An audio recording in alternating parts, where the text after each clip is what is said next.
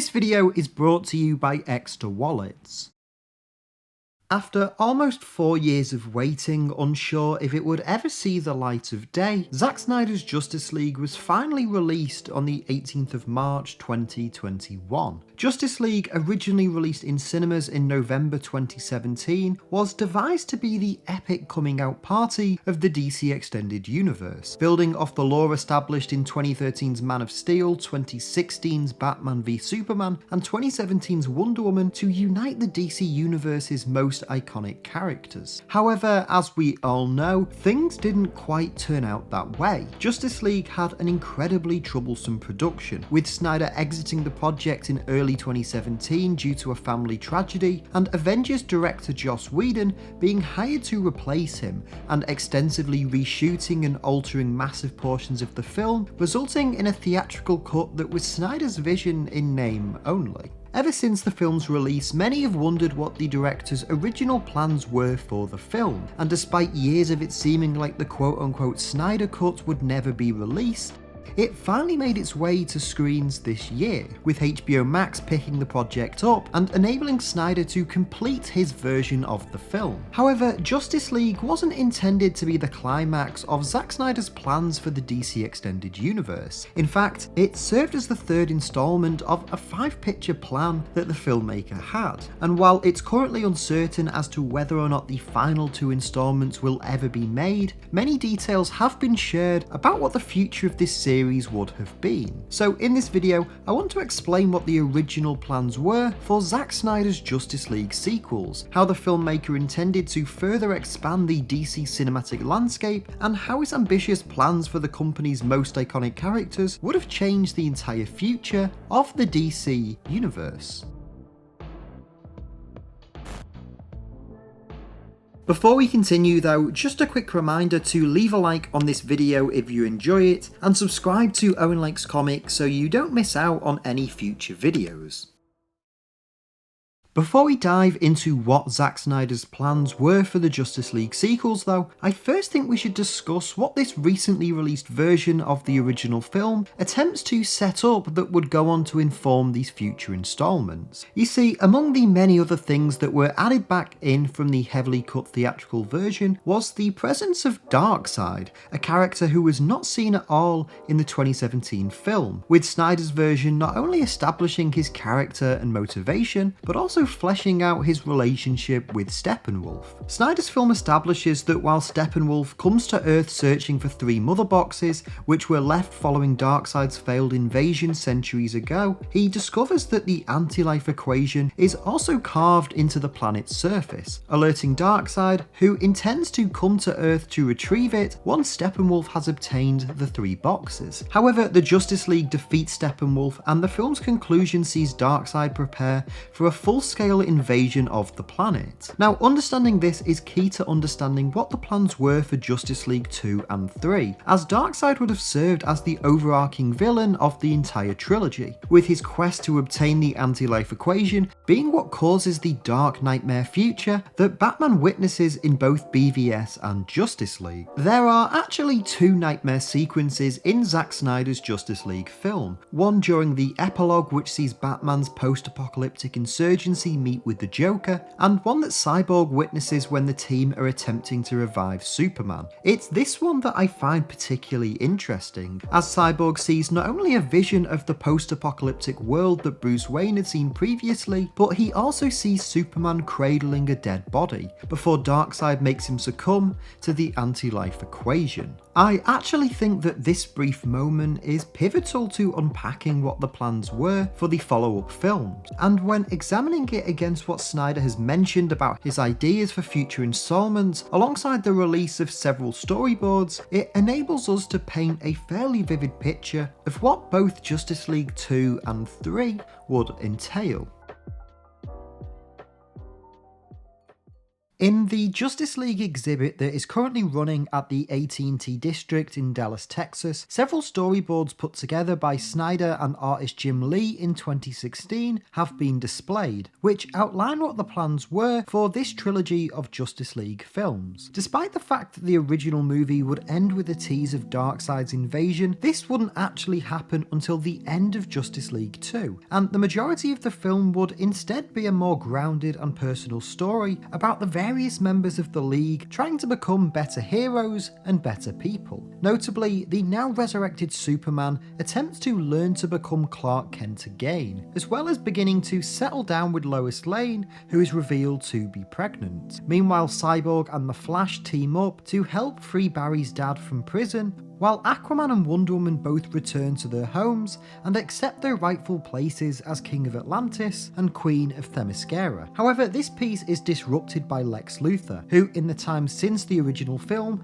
has formed his own evil version of the Justice League. Batman's arc in this film would see him attempting to track down Lex Luthor, who he believed to be hiding in the Canadian wilderness, only to finally discover his hideout but find a deranged Riddler there instead. The Riddler would reveal to Bruce that Lex had tasked him with solving the greatest riddle of all, the anti-life equation, which he had solved, and that Darkseid's arrival was inevitable before committing suicide. Batman would then return to the cave and meet with Superman and Lois, strategizing what to do as the remaining members of the League were ambushed by Luthor's team, with Superman telling Bruce to protect Lois Lane as he searches to find Darkseid and hold him off until their teammates return. Meanwhile, Lex activates the mother boxes and Darkseid arrives through a boom tube, with Luthor informing him that the key to destroying the Justice League is through Superman, and the key to destroying Superman is Lois Lane. Superman arrives and ambushes Darkseid, only for the villain to boom tube away. Realizing where he's gone, Clark races across the city, making it back to the cave, only to discover Darkseid killing Lois with his Omega beams. Superman collapses to the floor, cradling Lois's body, and it's at this moment that Darkseid activates the anti-life equation, destroying Superman's free will and putting him under the villain's control. Batman, standing frozen in shock, witnesses Superman succumb to Darkseid and his eyes burn red as Clark suddenly starts to attack his former friend, with Bruce barely escaping with his life as the Batcave collapses. With Superman now at his side,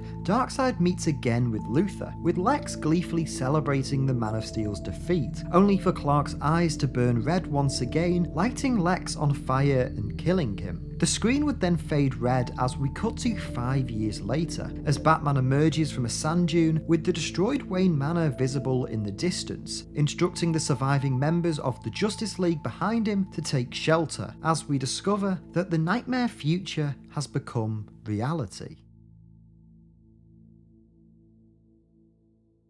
Carrying on from this cliffhanger ending, Justice League 3 would open with Green Lantern, who arrives on Earth to discover Darkseid's conquest. He meets with Batman and his resistance, learning that the Dark Knight and his team have been working on building a cosmic treadmill, which will allow the Flash to travel back in time and prevent Darkseid's invasion from ever taking place. The Lantern agrees to help, as Bruce explains that in order for the treadmill to work, they will need to attack Darkseid's fortress and steal a mother box. As Batman's team prepare for their attack, we see Bruce and the Flash discuss where and when Barry should travel back to, with Batman initially suggesting the time we saw in Batman vs Superman before whispering something in Barry's ear, instead telling him that everything depends on saving Lois. As the Flash stays in the base and guards the treadmill, Batman's team attempt to break into Darkseid's stronghold. They manage to steal the box and make a daring escape back to their hideout, as the Man of Steel arrives and hunts down his former allies. Each member of the Resistance attempts to hold Superman off, sacrificing their lives to allow Bruce to make it back to the base and hand the mother box over to Barry. Superman enters the base as he does this,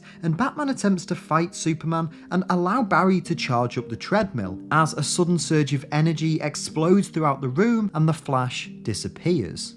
We then cut back to the end of Justice League 2, with Bruce and Lois in the Batcave. Here, we discover that prior to Darkseid's arrival, the pair were actually engaged in a heated argument, with Bruce asking Lois when she's going to tell Clark the truth, and Lois responding by saying that Bruce isn't the father of her unborn child. The Flash suddenly appears in front of Bruce and whispers something in his ear before vanishing. Almost as soon as Barry disappears, Darkseid boom tubes his way into the cave, launching his Omega beams at Lois Lane. This time, aware of the destruction and pain it will cause, Bruce decides to jump in front of Lois and is hit by the Omega beams instead. As he collapses onto the floor, Superman arrives and discovers Batman's body, flying directly at Darkseid, beating him senselessly until the villain retreats. Bruce slowly comes to as Superman flies around the world and helps each member of the Justice League fend off Lex's teammates, and with the League by his side, unites the world to fight back against the Apocalyptian invasion. With the JLA leading the charge, the united forces of Earth overwhelm Darkseid's parademons, as Cyborg is able to sync himself with the Mother Boxes, overloading them and weakening Darkseid's power. As the Justice League face off against Darkseid, it's Batman who strikes the final blow, killing Darkseid before succumbing to the injuries he suffered at the hands of the Omega beams and dying. The film would then end with an epilogue that shows what happens in the years after Darkseid's defeat. Wonder Woman leads the Amazons to open up to the world, creating peace between themselves, humans and Atlanteans. Cyborg evolves, now able to appear human once again, and Clark and Lois mourn Bruce's death, with Superman revealing what Flash had whispered to Bruce, that her unborn child was actually the son of Bruce Wayne, but promises to love and protect them both nonetheless. The movie would then jump forward 20 years, revealing that the child has grown up to follow in his father's footsteps, suiting up as the new Batman for the first time and rising from the shadows into the moonlight as we fade to black.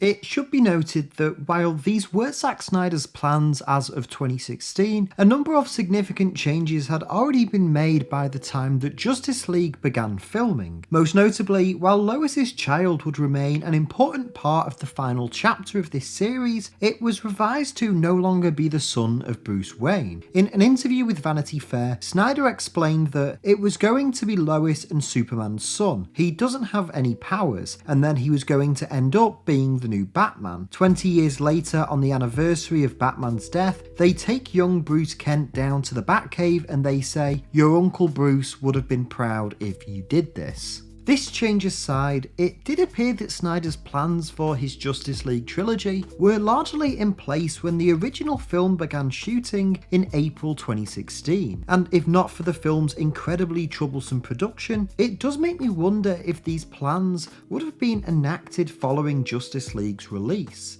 Although it's currently uncertain as to whether or not these Justice League sequels will ever be made, it's fascinating to visualise these ideas and think about how they would have worked as live-action films. It's hard to argue that Snyder aimed to play it safe with his series. His plans are genuinely unlike anything DC had brought to the big screen before, and the scope and extent of his vision dating all the way back to 2016 is something that honestly should be admired, regardless of whether or not you care for his brand of storytelling. These Justice League sequels would have combined Snyder's love of films such as Excalibur and The Road Warrior with iconic DC stories, namely Final Crisis, Rock of Ages and Injustice, creating something that would not only have been distinct from any other films within the genre, but something that was so clearly a labour of love from the filmmaker. And even though the future remains uncertain for this series of films, it's also true that the notion of a Snyder Cut ever being released once seemed just as impossible, and if Zack Snyder's Justice League does prove to be a commercial and critical success, then I think it's genuinely possible that we may in some form see more stories told within this world, and finally see the true extent of Zack Snyder's vision and plans for the Justice League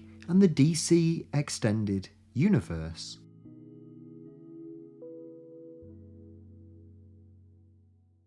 I'd just like to thank Ekster Wallets for sponsoring today's video. Ekster is the world's largest smart wallet brand, offering innovative designs to improve the way you carry everyday items. Ekster recently sent me one of their flagship Parliament wallets, as well as one of the signature tracker cards, and having used them for about a week now, I can genuinely say that they're such a noticeable upgrade on your traditional wallet. One of the best things about Ekster wallets isn't just how sleek and stylish they look, but the quick card access feature makes it so easy to get any of the different cards you need. And because of the signature tracker card, you never have to worry about where your wallet might be. I can genuinely highly recommend Ekster wallets, and if you use the link in this video's description, you can get an additional 5% off their ongoing sale, making it a total discount of 20%. Again, thank you to Ekster for sponsoring this video, and do make sure to check them out using the link in the description.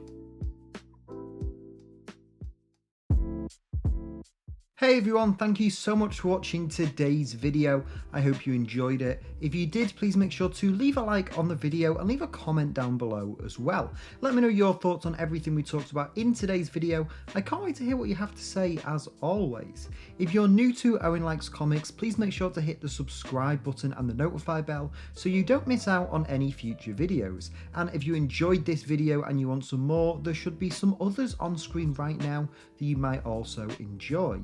If you want to help support the channel and help me make more videos, you can go to patreon.com/OwenLikesComics. And if you want some more of me, you can follow me on Twitter, just at OwenLikesComics. But that's it for this video. Again, thank you all so much for watching, and I'll see you next time.